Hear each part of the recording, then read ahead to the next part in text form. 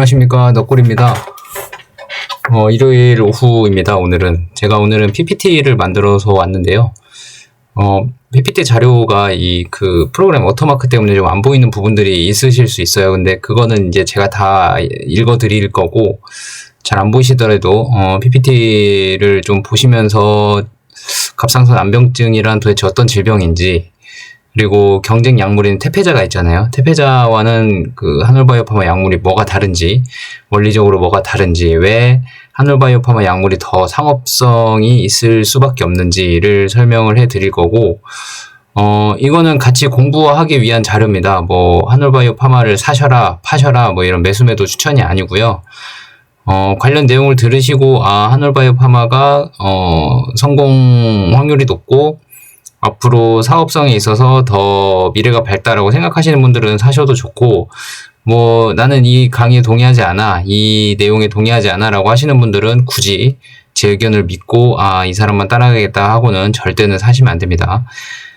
저는 한올바이오파마가 지금 이제 막 기업 확대기에 초입에 와 있다고 생각을 하고, 제 개인적인 의견은요. 그리고 향후에 아직 펀더멘털이 훼손된 게 없기 때문에 굳이 매도할 이유가 없다라고 보고 있고, IMVT140 2번에 대해서 다른 모든 분들이 아시겠지만, 부작용이 확고하게 줄었으면서도 바토클리맙과 비슷한 효과를 내고 있기 때문에 향후에 많은 시너지 효과가 있을 수 있다라고 생각을 하고 있습니다.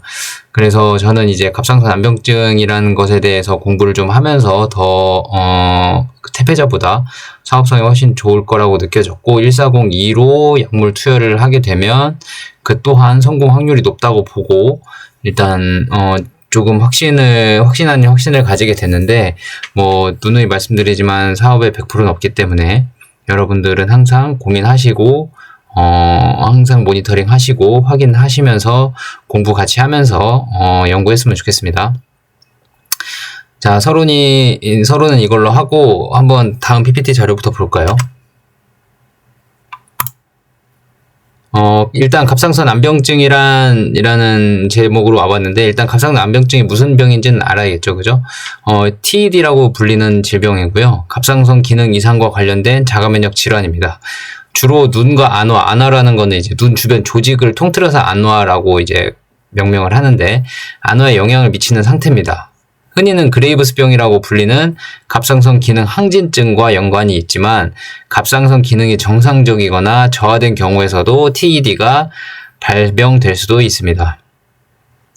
갑상선 기능 항진증은 도대체 뭐냐? 갑상선 기능 항진증이라는 거는 갑상선이 과도하게 활동을 해서 갑상선 호르몬이 두 개가 있거든요. T3랑 T4라는 호르몬이 있는데, 그 T3랑 T4가 필요 이상으로 많이 분비가 되는 거예요. 그게 갑상선 기능 항진증이라고 하는 겁니다. T3, T4가 그러니까 적당히 분비돼야 되는데 많이 분비돼서 문제가 되는 거예요. 그러면 그레이브스병이라는 병에 걸릴 수 있다 라는 겁니다. 일단 갑상선 호르몬이 도대체 무슨 역할을 하길래 많이 분비되면 문제가 되냐?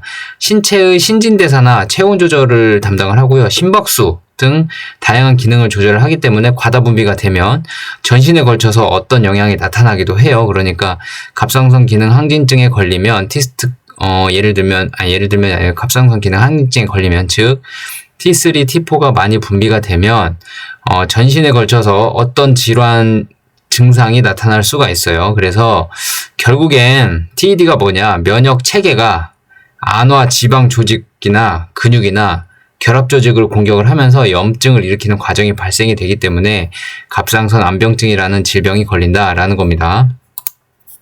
자, 증상은 뭐가 있냐면, 일단 눈이 이렇게 앞으로 튀어나오거나, 아니면 좀 겉에 충혈이 있거나, 아니면은 그 주변 조직에 딱딱해지는 섬유화가 생기거나 이렇게 부어오르는 거예요. 그래서 가끔 이제 그 좀 연세 드신 분들이나 그러신 분들, 이렇게 눈이 좀 튀어나오신 분들이 계시거든요. 특히나 흡연하시는 분들 중에 눈 튀어나오시는 분들이 좀 있을 수 있어요. 그게 이제 갑상선 암병증의 초기 증상이라고 볼 수도 있는데, 태어나자마자 그렇게 태어나신 분들도 있으시겠지만 그게 아니신 분들도 계시거든요, 분명히. 그런 분들은 흡연 조심해야 됩니다. 그러니까 전형적인 증상으로는 이렇게 눈이 튀어나오는 증상이 나와요. 그게 이제 나중에 다시 설명하겠지만 눈 안에 있는 조직이 두꺼워지면서 이제 눈이 튀어나오게 되는 건데 갑상선 안병증의 전형적인 증상입니다. 발생 원인을 한번 보시면 자가 면역 반응이 주요 요인입니다. 그래서 갑상선 자극 호르몬 수용체 항체라고 되어 있는데 이게 말이 좀 어렵죠. 영어로는 TRAB라고 되어 있는데 트랩이라고 보시면 트랩은 안 좋은 거잖아요. 그죠? 트랩은 함정이잖아요. 함정. 그러니까 갑상선 자극 호르몬 수용체라는 이 갑상선 자극 호르몬을 수용하는 수용체가 있어요. 갑상선에. 근데 그 수용체를 건드는 거예요. 항체니까 공격을 하는 거예요. 그죠? 그러니까 갑상선 자극 호르몬을 받아들이는 수용체가 있는데 그 수용체를 공격하는 게 항체. 그걸 줄여서 이제 갑상선 자극 호르몬 수용체 항체라 그러는데 줄여서 트랩이라고 할게요. 트랩, TRAB. 그래서 트랩이 안 좋은 거죠. 트랩은 항체가 공격을 하니까 안 좋은 거예요. 트랩이 안화 조직에 영향을 미친다고 알려져 있습니다. 그러니까 갑상선 자극 호르몬 수용체 항체 이 트랩이 이 눈 주변 조직에 영향을 미치면 TED가 발병할 수 있는 거예요. 그러니까 흡연은 TED 위험을 높이고 증상을 악화시키는 주요 원인이 될 수 있습니다. 밑에 보시면 트랩이란 써있죠. 제가 써놨는데 잘 안 보이시겠지만 읽어볼게요. 갑상선 자극 호르몬 수용체 항체라고 불리고 갑상선 기능과 관련된 자가면역 질환에서 중요한 역할을 하는 항체입니다. 갑상선 세포 표면에 있는 TSH 수용체, 그러니까 TSH가 갑상선 자극 호르몬이거든요. 갑상선 자극 호르몬 수용체에 결합을 해서 갑상선 호르몬의 생성과 분비를 조절하는 과정을 교란시켜요. 이 트랩이라는 얘가. 그러니까 정상적으로 아까 말한 T3, T4 항체 있잖아요. 이거 T3, T4 호르몬. T3, T4 호르몬이 정상적으로 분비가 돼야 되는데 이 트랩이라는 얘가 갑상선 자극 호르몬 수용체에 딱 붙어서 얘네들을 교란시키는 거예요. 수용체에 딱 붙어가지고. 그래서 갑상선 호르몬 T3, T4가 과다하게 분비되는 증상이 나타나게 되는 겁니다. 자, 그러면 왼쪽에 그림을 잠깐 보시면 시상하부에서 TRH라는 물질을 뇌 하수체에 보내게 되는데요. 뇌 하수체는 그거를 인식을 하고 TSH, 아까 말한 갑상선 자극 호르몬을 갑상선에 분비를 해요. 근데 이 갑상선에서 TSH를 받아들이는 갑상선 자극 호르몬 수용체가 있거든요.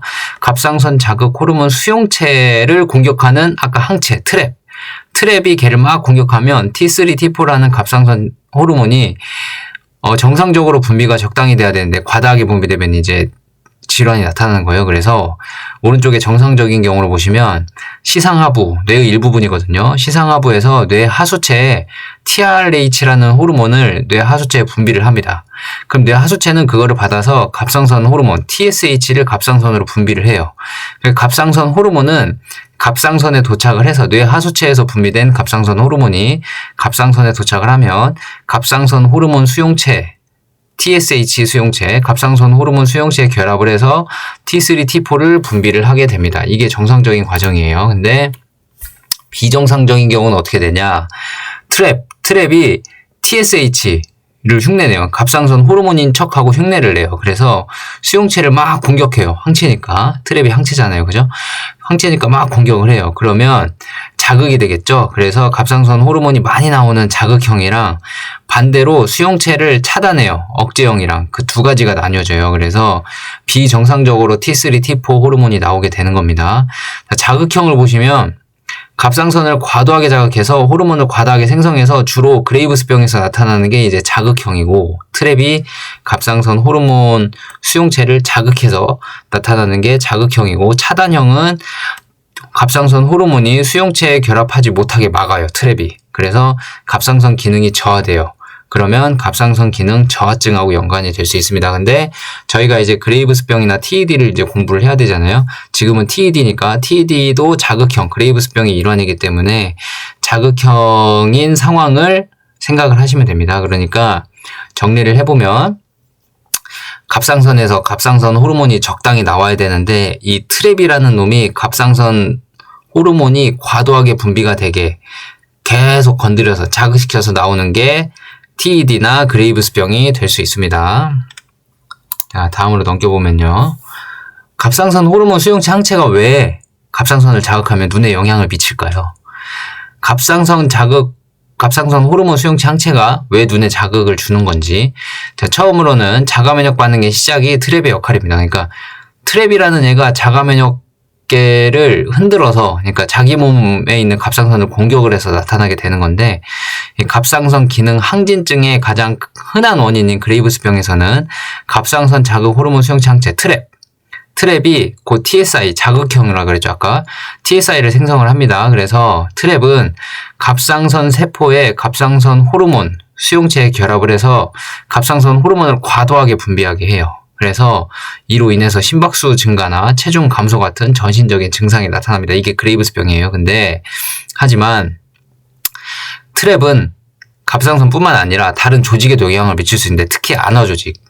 지금 트랩이 미치는 범위가 갑상선만 자극하는 게 아니라 트랩이 눈 주위 조직도 공격을 한다는 거예요. 그래서 눈 주위 조직은 이게 갑상선 호르몬 수용체랑 비슷한 단백질로 이루어져 있거든요. 그러니까 모양이 비슷해요. 갑상선 호르몬 수용체나 눈 주위 조직의 지방이나 근육 조직에 있는 단백질이 갑상선 호르몬 수용체랑 모양이 비슷해요. 그래서 트랩이라는 얘가 갑상선만 자극하면 좋겠는데 모양이 비슷한 눈 주변에 있는 조직까지 자극을 일으키게 되는데, 그게 이제 TED로 증상이 나타나게 되는 거예요. 그래서 즉 갑상선 호르몬 수용체랑 모양이 비슷한 안화 조직 주변에 유사 단백질이 트랩과 결합을 하면서 면역 반응이 일어나는 겁니다. 트랩은 항체라 그랬죠, 그죠?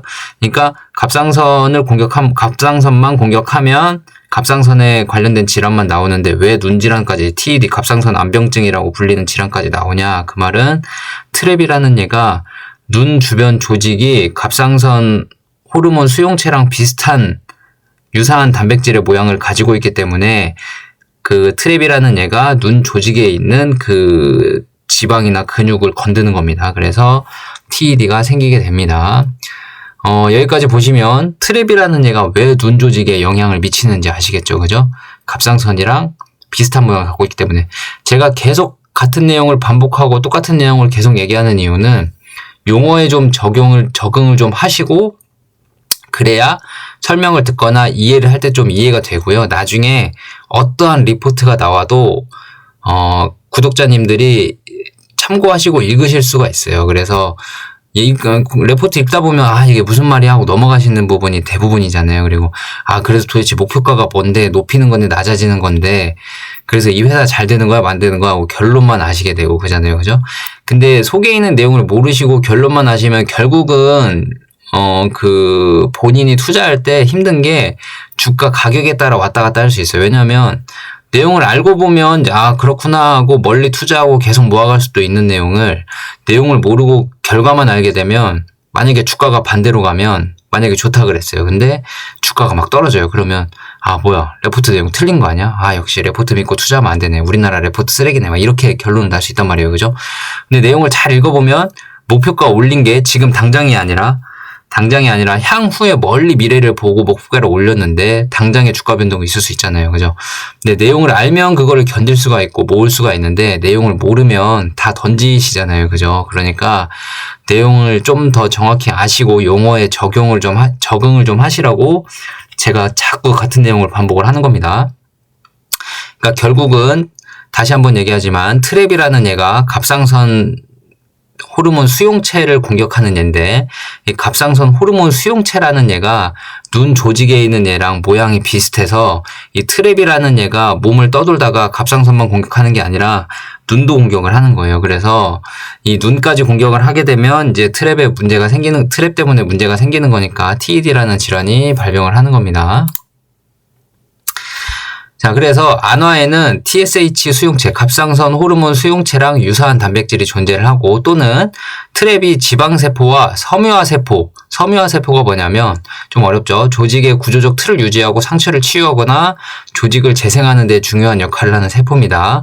그러니까 섬유화세포에 작용할 수 있는 환경이 있다. 그러니까 트랩이라는 얘가 갑상선 호르몬 수용체와 유사한 단백질이 존재를 하는 곳에, 안화라는 곳에 그게 존재를 하는데, 그게 이제 섬유아세포에 작용을 할 수 있는 환경이 있습니다. 그래서 트랩이 안화 조직에 딱 결합을 하면 면역 반응이 활성화가 돼요. 그래서 T세포, 세균을 직접 공격하는 우리 몸에 있는 T세포나 B세포, 세균을 직접 공격하진 않고 B세포라는 곳에서 항체를 만들어서 세균을 공격하는 얘가 있거든요. 그래서 T세포랑 B세포가 동원이 돼요. 왜냐하면 트랩이 공격하니까 얘는 지금 우리 면역 반응이 우리 몸에 세균이 뭐가 들어왔구나라고 T세포랑 B세포는 생각을 하는 거예요. 그래서 트랩이 막 눈을 공격하면 얘는 이 트랩을 없애려고 T세포랑 B세포가 동원이 되는 겁니다. 그럼 막 항체를 만들고 막 공격을 하겠죠? 그러면서 이제 염증성 물질인 사이토카인이 나와요. 사이토카인이 나오면서 이제 TED가 점점 염증이 생기는 거고 막 그러는 겁니다. 그래서 염증이라는 건 뭐냐? 면역 반응이 활성화되면서 나오는 물질이거든요. 그러니까 예를 들면 류마티스 환자들도 이게 염증이 많이 생기는 이유는 우리 몸에 자가 면역 면역세포가 우리 몸을 공격하잖아요. 그러면 얘네들이 병균인 줄 알고 막 걔네들이랑 싸워요.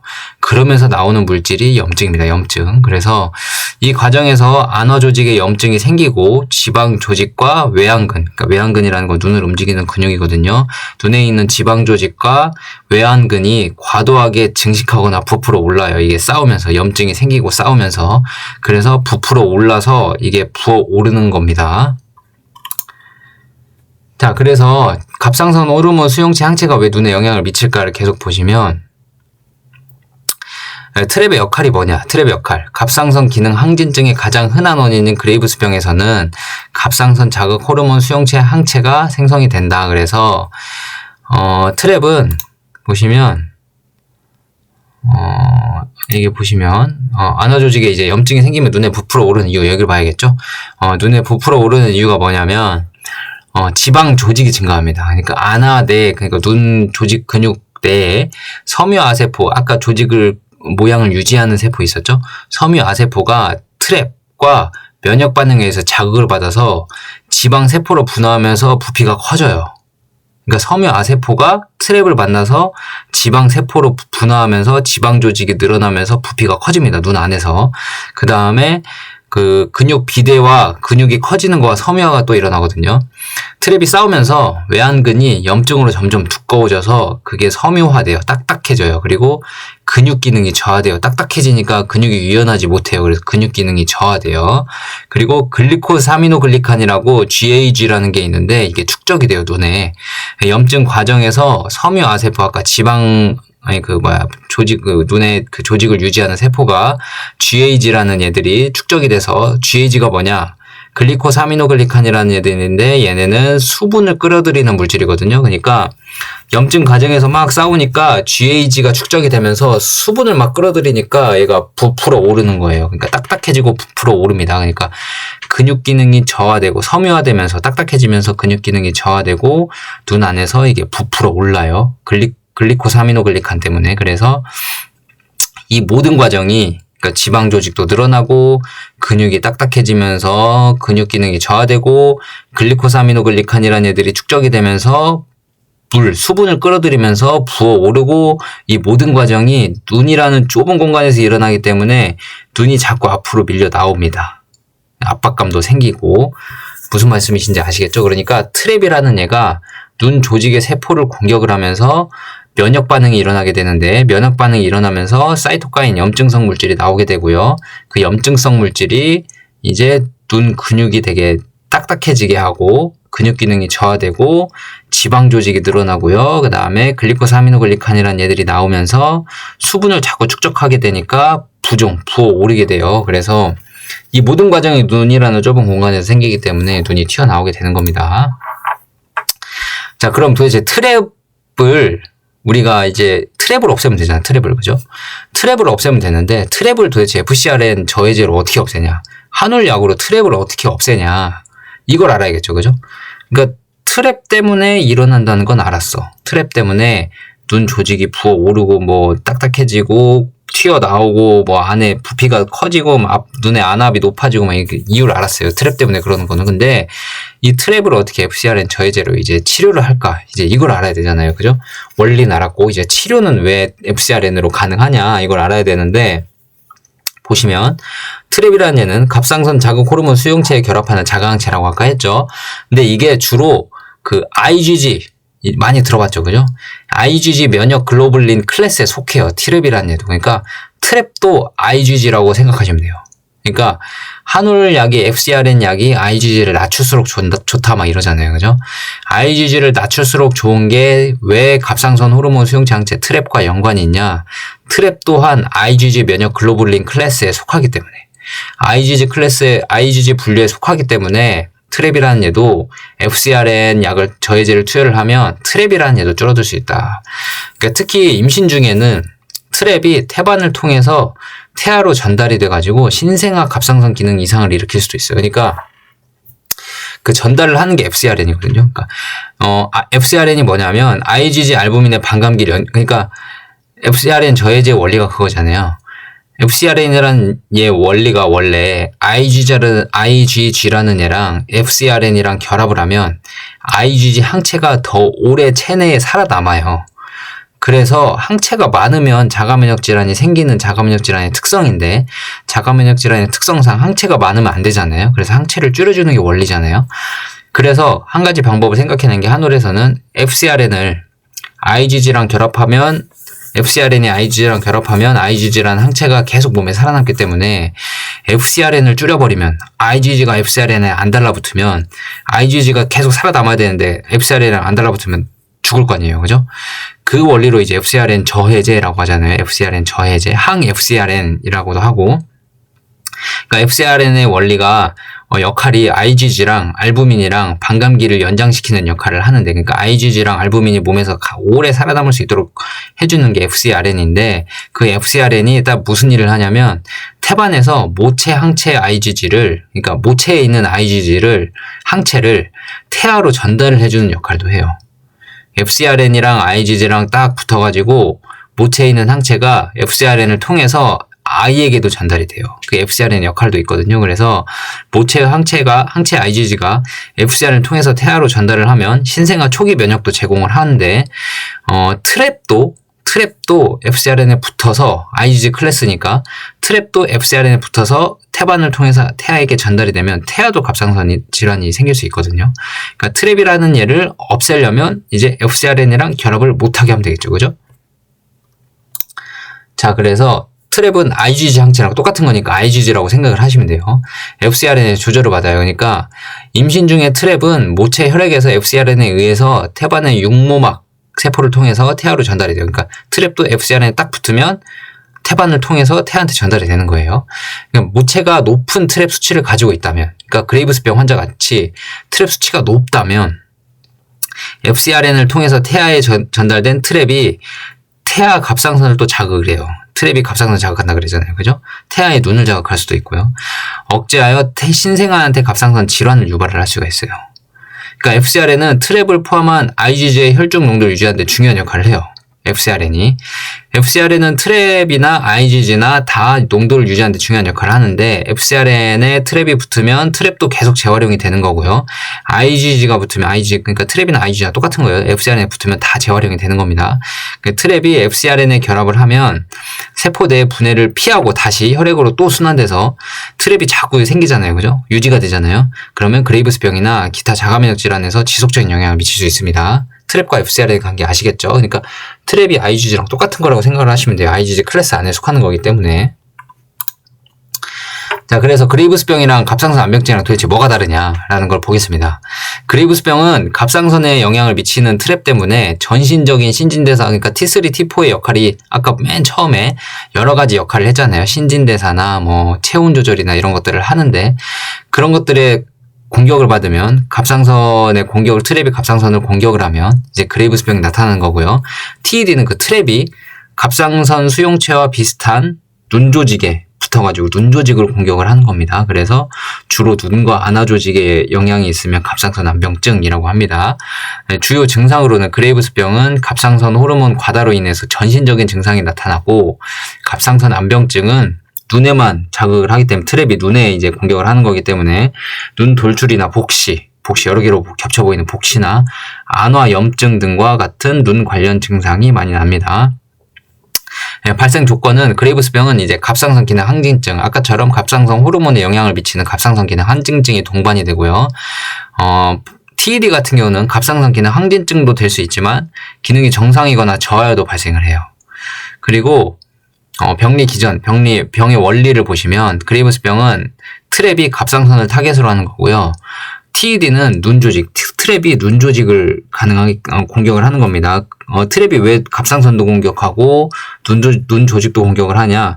그 갑상선 자극 수용체 항체, 갑상선 자극 수용체랑 비슷한 단백질을 눈에도 갖고 있기 때문에, 모양이 비슷한 단백질이 눈에도 있기 때문에 눈 주변도 트랩이 공격을 할 수 있는 거예요. 그래서 병리 기전은 자극하는 부위가 다르니까 좀 다른 거고, 치료 초점은 둘 다 약물이나 수술요법이 있고 방사선 요법도 있는데 그레이브스 병에는, 그러니까 정확한 치료 기전이 없어요. 그러니까 스테로이드라는 광범위한 약물을 쓰거나 눈을 집어 넣는 수술을 하거나, 그러니까 그 안에 있는 그 부종을 좀 빼고 눈을 집어넣는 수술을 하거나 광범위한 스테로이드 약물을 쓰거나 이런 방법밖에 없거든요. 그레이브스병 같은 경우도 약물이랑 방사성 요드 요법밖에 없는데 이 요법도 부작용들이 있기 때문에 사람들이 그렇게 선호하진 않습니다.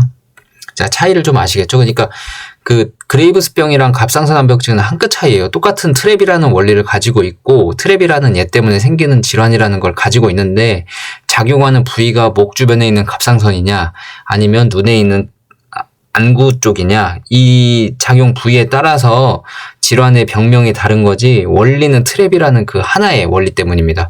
근데 아까 말한 것처럼 트랩이라는 얘는 IgG 클래스에 속하기 때문에, 이 IgG 클래스에 속하기 때문에 IgG 클래스를 줄이면, 즉 FcRn 저해제를 투여를 해서 IgG랑 FcR이랑 결합을 못하게 해버리면, 즉 하놀바이오파마의 바토클리만 물질이 FcRn에 먼저 달라붙으면, IgG보다 FcRn에 먼저 달라붙으면 IgG가 계속 살아남아야 되는데 FcRn에 못 달라붙었으니까 죽을 거 아니에요, 그죠? 트랩도 마찬가지입니다.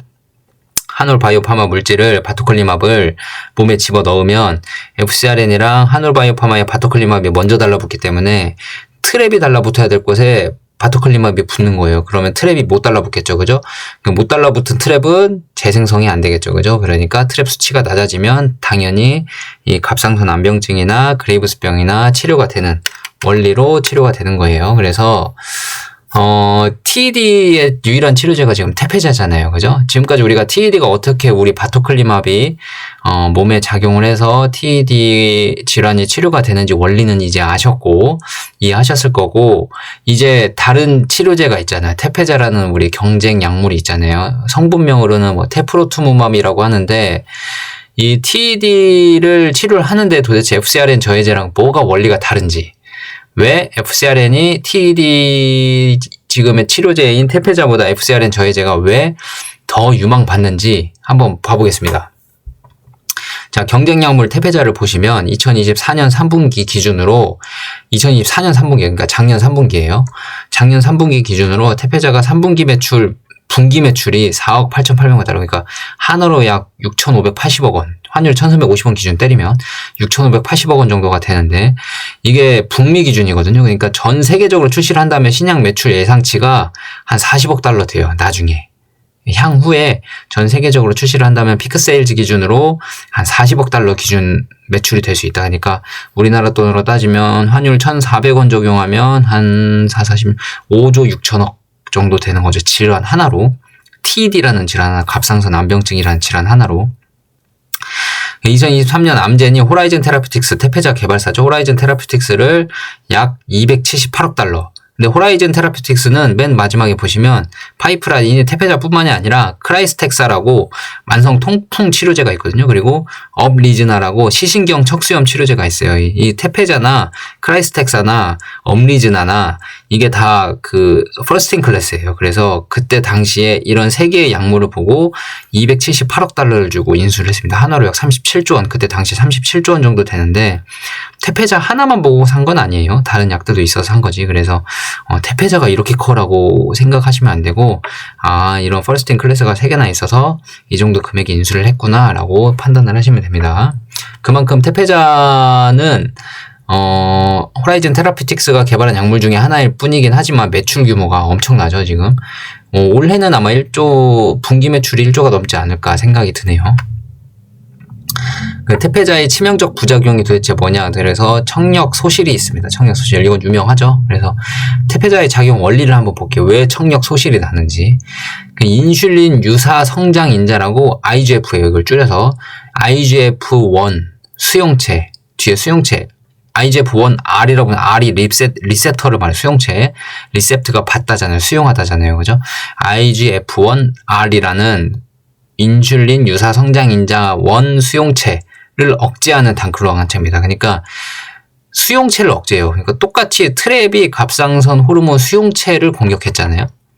이 IGF-1R이라는 수용체를 억제하는 항체예요. 그러니까 부작용이 나는 원인은 IGF-1R 억제와 관련된 생리적 기전이랑 연관이 돼 있겠죠. 그러니까 태폐자라는 약이 IGF-1R을 억제하니까 그 IGF-1R이 도대체 청력이랑 무슨 관계가 있는데, 청력이랑 IGF-1R이랑 관계가 무슨 관계가 있길래 얘를 억제하면 청력이 소실돼? 이렇게 가야 되는 거예요. 그죠?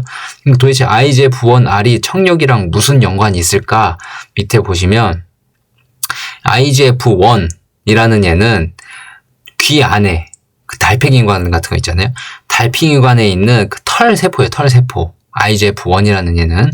근데 털세포에 있는 털세포를 보호하고 유지하는 데 중요한 역할을 하는 게 IGF-1이라는 얘입니다. 근데 IGF-1이라는 얘가 이게 무슨 역할을 하냐면, 이 털세포가 무슨 역할을 하냐면, 이 모세포가, 그 달팽이관 안에 있는 털세포가 무슨 역할을 하냐면, 소리를 감지해서 뇌로 전달하거든요.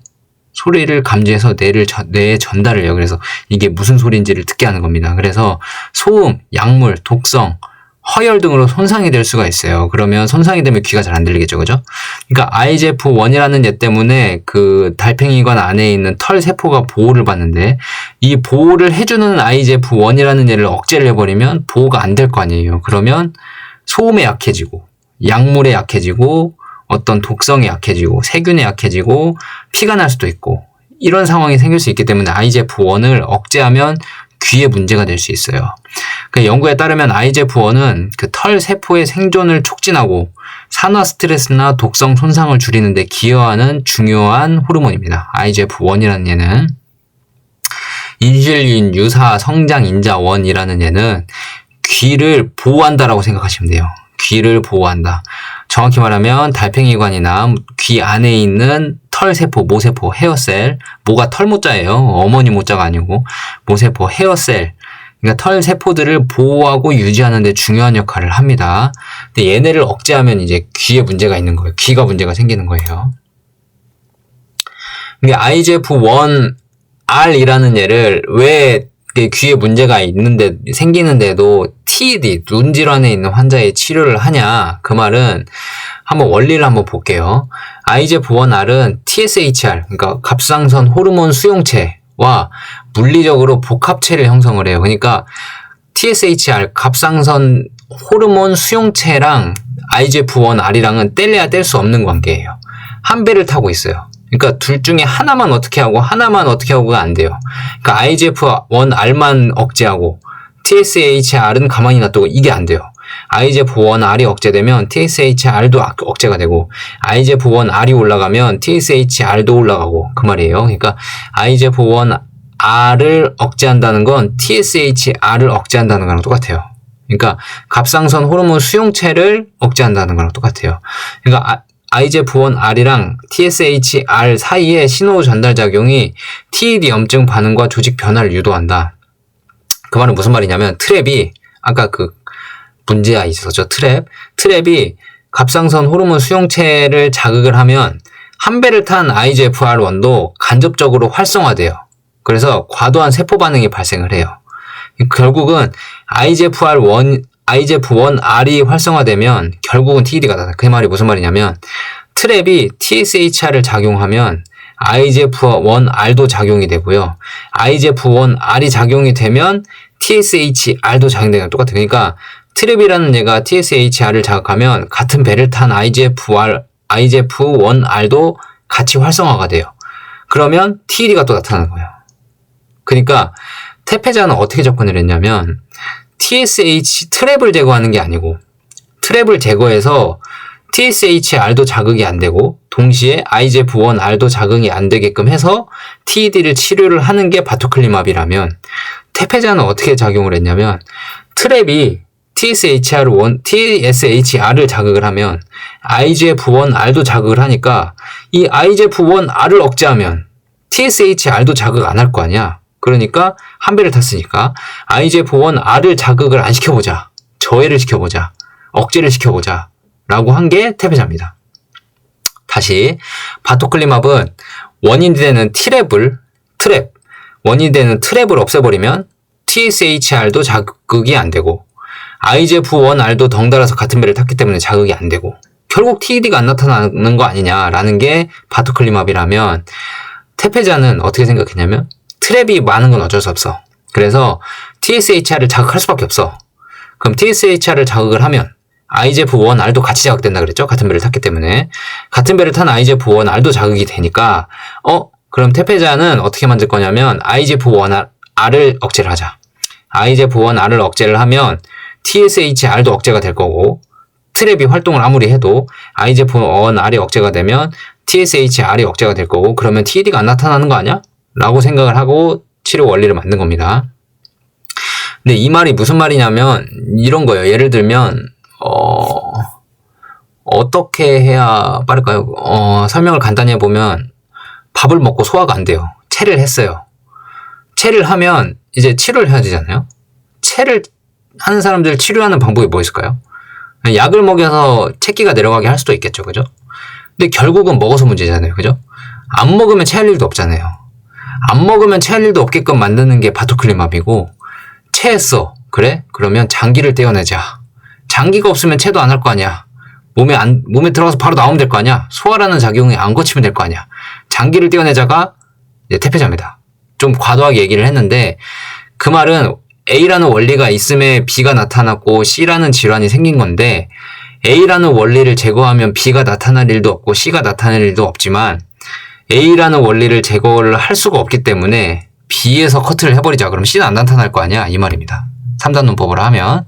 그러니까 바토클리맙은 A부터 없애는 거고요. 원리를 없애버리는 거고 테페자는 A를 못 없애니 B부터 차단하자. 그럼 C가 안 나타날 거 아니야. 이 말입니다. 근데 공교롭게 IGF-1R이라는 게 TSHR과 한 배를 탔기 때문에 IGF-1R을 제거를 하면 갑상선 관련 질환이 안 나타날 수는 있지만 공교롭게도 이 IGF-1R이라는 얘가 하는 역할 중에 귀를 보호하는 역할이 있기 때문에 얘를 억제하면 갑상선 질환도 안 나타나지만 귀가 보호가 안 되니까 청력 질환이 나타나는 거예요. 청력 소실이. 이해되시겠나요? 그러니까 왜 바토클리맙이 하놀바이오파마가 갑상선 안병증 TED를 왜 원리적으로 애초에 원인부터 해결할 수 있는 약물인지 아시겠죠? 테페자는 원리부터 해결하는 약물이 아니고 트랩을 건드는 약물이 아니고 중간에 있는 IGF-1R을 건드는 약물이기 때문에 근데 이게 공교롭게도 청력 소실의 부작용이 있기 때문에 청력을 지켜주는 원리 역할도 하는 게 IGF-1R이기 때문에 걔네 억제해버리면 이제 청력 소실도 같이 나타나는 거예요. 결국은 바토클리맙은 원인부터 제거를 하고 테페자는 원인부터 제거는 못하고 중간 단계를 제거하려고 하는 약물의 차이가 있습니다.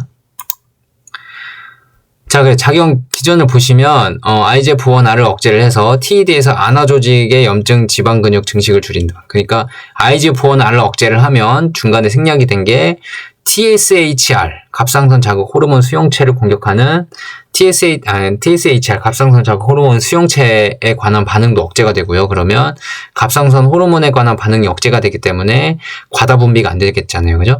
T3, T4가 과다 분비가 안 되기 때문에 TED로 영향을 미치지 않는 거예요. 그래서 IGF-1R을 억제하면 결국은 갑상선 호르몬이 억제되는 거랑 똑같고 그러면 갑상선 호르몬 과다 분비됐던 TED 환자에게서 갑상선 호르몬이 억제되기 때문에 TED라는 질환이 좀 약해질 수 있다. 그러나 이 억제작용이 그 귀 안에 모세포, 헤어셀, 털세포들에게도 영향을 미칠 가능성이 있기 때문에 IGF-1R 신호 전달이 차단이 되면 억제를 시키면 TED는 치료가 될 수 있으나 귀 안에 있는 모세포가 외부 스트레스나 약물 자체의 잠재적 독성에 더 취약해질 수 있어요. 그래서 청력 손실이나 이명 현상이 나타나거나 기타 이런 장애가 발생을 할 수 있습니다. 현황 및 효과를 보시면 태페자는 초기 임상시험에서 약 10%의 환자가 청각 문제를 이미 일으켰어요. 이때는 이제 알게 된 거죠. 아, 이 약을 넣었을 때 IGF-1이 이제 귀에도 작용을 하는구나. 이때 알게 됐을 거고, 청력이 저하되거나 이명이 있거나 귀가 먹먹하거나 뭐 이런 현상이 나타난 겁니다. 그래서 이후에 대학들에서 연구를 해보니까 최대 이 비율이 65%까지, 그러니까 TED 환자 태페자 투여했다가 65%까지 청력 소실을 일어날 수 있다라는 결과가 발표가 됐고, 일부 환자는 치료 후에도 이게 이미 손실된 청력이 회복이 잘 안 돼서, 그러니까 IGF-1R 때문에 손실이 된 부분이 이제 스스로 회복이 돼야 되는데 그 모세포들이 회복이 안 됐기 때문에 영구적으로 청력 소실이 남을 수도 있는 거예요. 그래서 이 모세포가 손상 회복이 불가능한 수준에 도달을 했기 때문에 일부 환자들은 청력이 돌아오지 않는 환자들도 있을 수 있습니다. 연세 있으신 분들은 회복력이 부족하니까 그러실 수 있죠.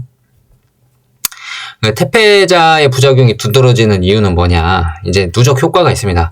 그러니까 3주간 8회 주사를 맞게 돼 있거든요. IV 제형으로. 그래서 반복 투여를 하면 IGF-1R 억제 효과가 장기화가 될 거 아니에요. 그래서 귀에 세포 손상이 계속 일어날 수 있고, 개인 차이로 기존 청력 상태가 안 좋으면 더 안 좋을 수 있죠. 그죠? 안 그래도 손상이 돼 있는 환자들이면 IGF-1R이 보호를 해줘야 되는데 그게 억제가 돼버리면 이제 개인별로 차이가 있을 수 있습니다. 청력이 더 안 좋아지는 상황이 생길 수 있고, 염증 반응이 높은 환경에 노출되어 있는 사람들은 당연히 더 안 좋겠죠. 그죠?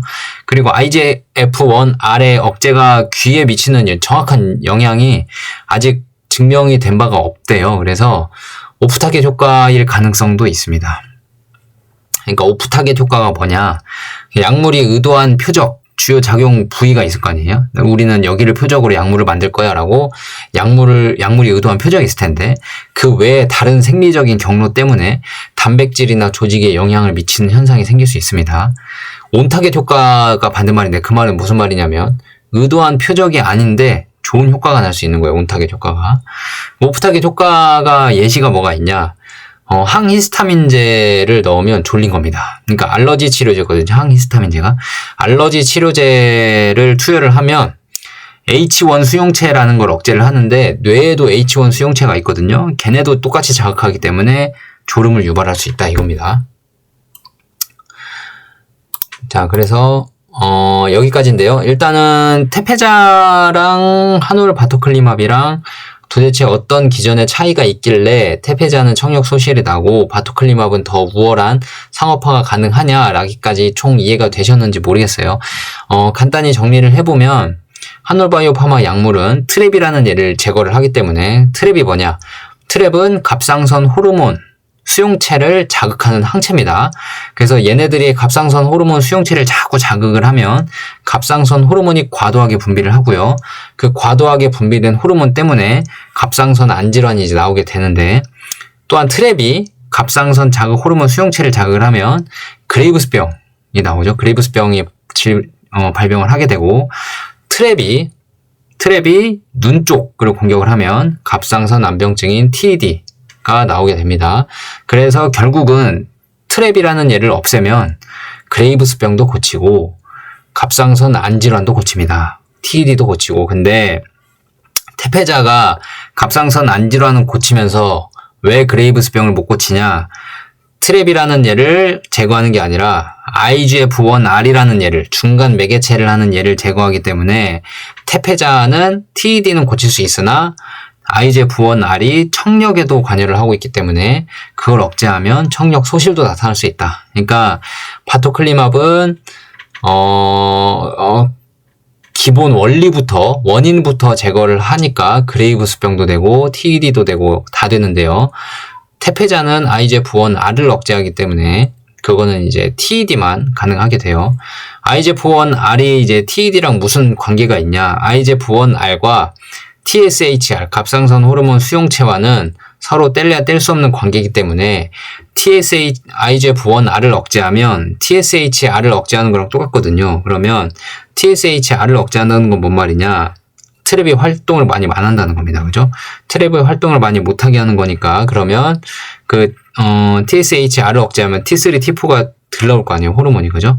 그러니까 IGF-1R과 TSHR은 한 배를 탔기 때문에 IGF-1R을 억제하면 TSHR을 억제하는 거와 똑같은 거고, 그럼 호르몬이 덜 나오기 때문에 갑상선 안질환이 조금 약해질 수 있다, 이 말입니다.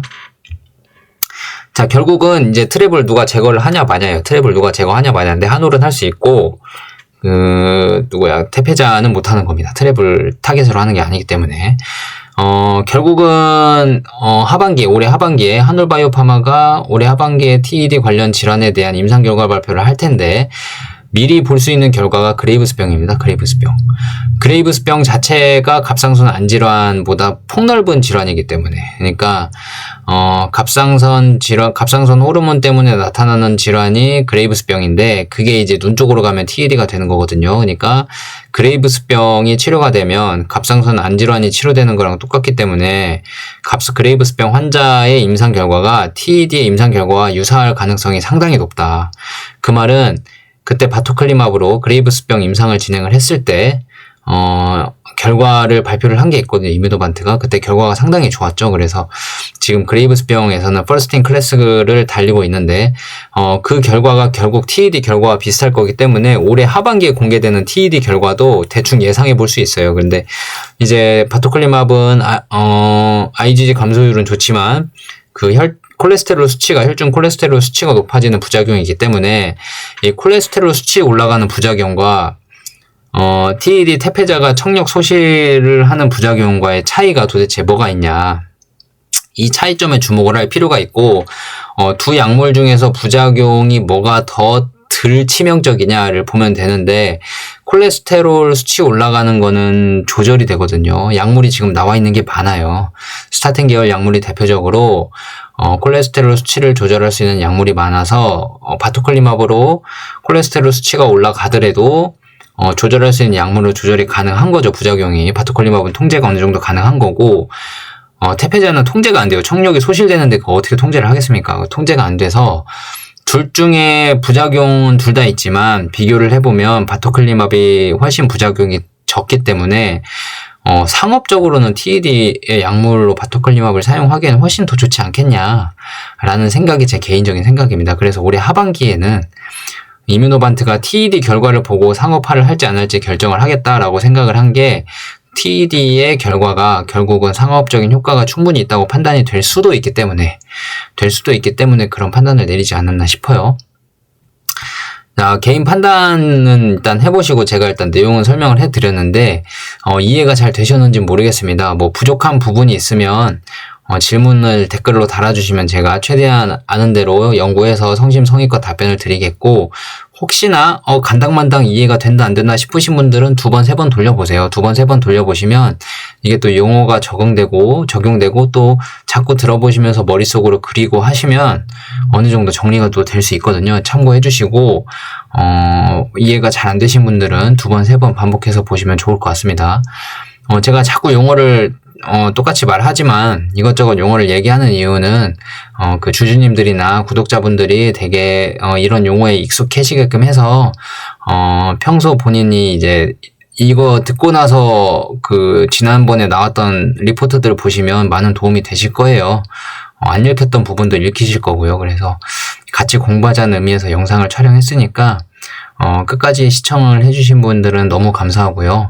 아직 구독을 안 눌러주신 분들은 구독하기 눌러주시면 한올바이오 파마에 관련된 기업 이슈나 아니면 약의 규명 원리, 해당 질환의 임상에 대한 개요나 임상 진행에 대한 경과, 원리 등등을 업데이트 받아보실 수 있습니다.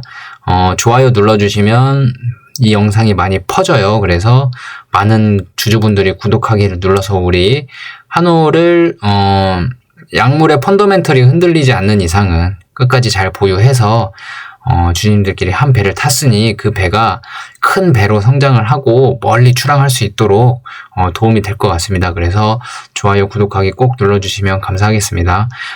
댓글은 언제든지 환영이고요. 제가 아는 범위 내에서는 답변 달아드리겠고, 혹시나 제 내용에 틀린 부분이 있거나 부족한 부분이 있다고 생각하시는 분들은 또한 댓글로 남겨주시면 저 또한 열심히 읽고 공부하고 같이 성장하는 사람이 될 수 있도록 노력하겠습니다. 감사합니다.